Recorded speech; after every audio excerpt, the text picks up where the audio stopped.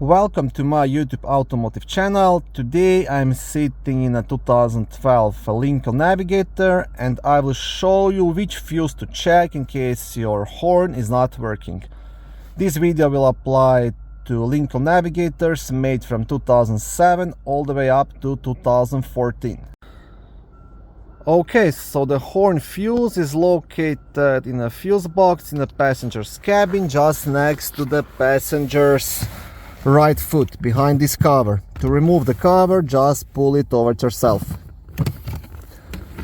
Now behind that cover there is one more cover, the actual fuse box cover. On top of the cover, as you can see, there is a small fuse diagram. To remove this cover, you'll have two black tabs, so you want to press them and pull towards yourself. On the back side of the cover there is a fuse puller which you can use to remove and check the fuse. And the horn fuse, it's a fuse number 24, which is a 20 amp yellow fuse located right here in the middle of the fuse box. Now, if this fuse proves to be good, you'll have to dig a bit deeper and look towards possible failed airbag clock spring or the horn issue itself.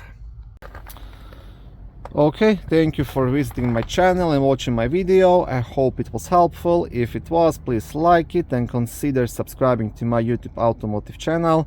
On my channel there is lots of how-to videos, do-it-yourself videos, car reviews, product reviews and other similar automotive topics.